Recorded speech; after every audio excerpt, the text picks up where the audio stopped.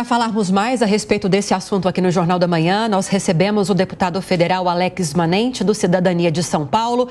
Mais uma vez, seja muito bem-vindo, deputado. Bom dia.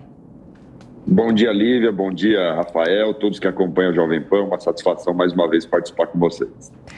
A gente mostrou na reportagem que o presidente do Senado, Rodrigo Pacheco, não quer mais esperar que venha uma iniciativa do governo federal para propor uma nova forma de negociação ou uma renegociação das dívidas dos estados. Eu queria também que o senhor fizesse um paralelo com a proposta que foi aprovada há algumas semanas na Câmara dos Deputados. Me parece que o senhor foi o relator dela, que trata de alguma forma a respeito das dívidas dos estados também. Essa proposta agora vai à sanção do presidente Lula, que permite a espécie de uma venda dessas dívidas dos estados para o setor privado. Dá para traçar um paralelo e explicar melhor sobre essas intenções para a gente? Olha, Lívia, vamos tentar traçar esse paralelo, mostrando primeiro a importância de nós termos, de fato, fluxo e capacidade de investimento dos estados e municípios para poder gerar o desenvolvimento que o país precisa. Se nós não tivermos essa capacidade, dificilmente conseguiremos fazer o Brasil avançar.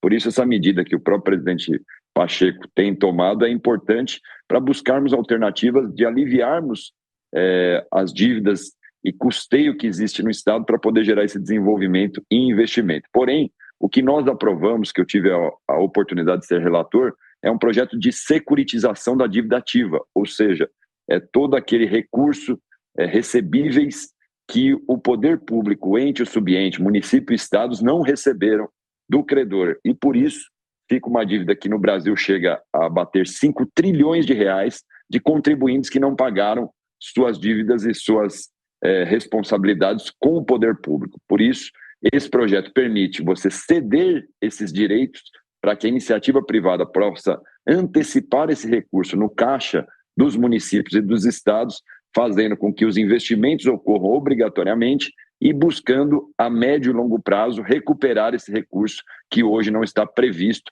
e o recebimento por parte do poder público é muito limitado, chegando a no máximo 1% por ano, ou seja, uma bela oportunidade de colocarmos recursos para fazer investimento, para poder fazer os municípios conseguirem terem capacidade de levar infraestrutura, obra, os estados da mesma maneira, gerando emprego, renda e desenvolvimento da economia sem gerar nenhum novo imposto. Sem nenhum novo imposto, sem aumento de impostos existentes, é possibilidade concreta de fazer com que a sociedade possa avançar. Bom dia. Toda hora tem um governador ou uma prefeita reclamando da dívida com a União, uma reclamação legítima, né? Mas há negociações permanentes, são anunciadas frequentemente soluções e no mês seguinte, para exagerar no argumento aqui, de novo as mesmas reclamações, de novo uma rodada de negociação. Por que isso parece ser um assunto sem fim, deputado? Porque, infelizmente, na avaliação que temos, o Pacto Federativo no Brasil é distorcido. Então, o governo federal, a União, acaba ficando com a maioria dos impostos que o brasileiro paga e os estados e municípios, ainda que sofrem mais, têm uma diminuição dessa receita e, naturalmente, ficam sempre endividados para poder ter esses investimentos para os seus estados e municípios.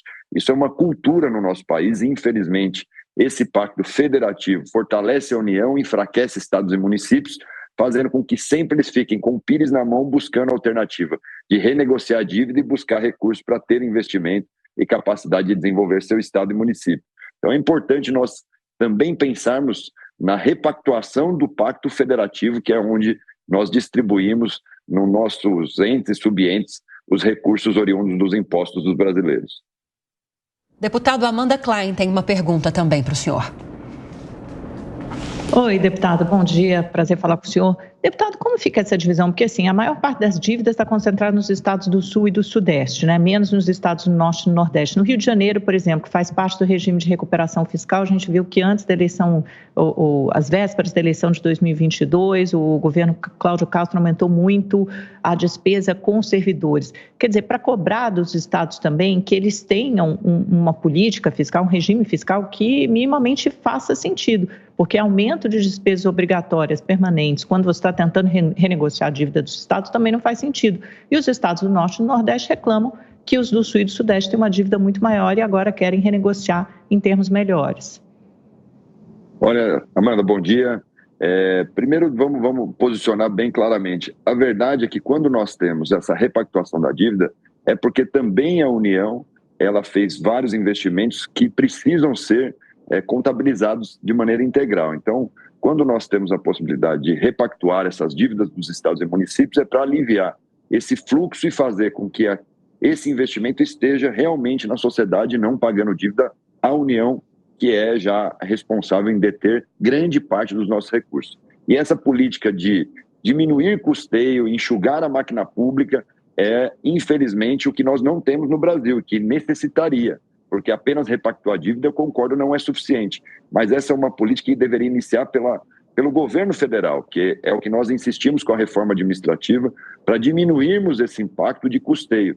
Nas medidas que adotamos no Brasil, para as medidas econômicas, arcabouço e todas as medidas que foram feitas e realizadas nos últimos tempos no Brasil, nós não conseguimos diminuir o nosso custeio. E por isso é sempre uma preocupação de nós termos que aumentar a arrecadação para estar contemplando o custeio da máquina pública, folha de pagamento que aumenta a cada dia no Brasil e principalmente ter capacidade de investimento. É algo que nós não estamos conseguindo.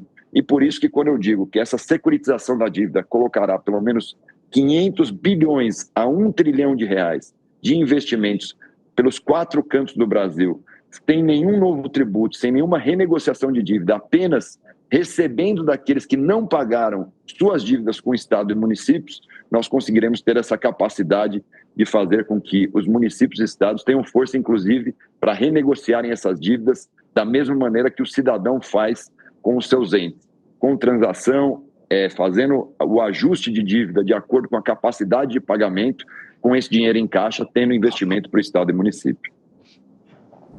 Bom dia, deputado. Bom dia. A gente está vendo uma situação absolutamente inviável dos estados, os que mais produzem, porque eles entregam uma parte extremamente grande do que geram de riqueza para a União. A gente vê estados que produzem pouco recebendo mais, apesar de manterem níveis extremamente medíocres de educação, de segurança e desenvolvimento humano. E claramente chegamos num ponto em que fica clara a inviabilidade do sistema que temos. A reforma tributária que foi votada, ela também não parece que vai resolver esse problema da concentração de recursos na mão da União. Não seria o caso de pressionar os estados para que a gente revisse o Pacto Federativo? Não é um bom momento para a gente refundar a relação de forças e acabar com essa realidade? Parece que se fosse um prédio, são os condôminos, os moradores, vivendo, trabalhando, gerando renda para poder financiar o condomínio. Quer dizer, não tem fundo esse poço. Cristiano, bom dia. A sua análise está perfeita.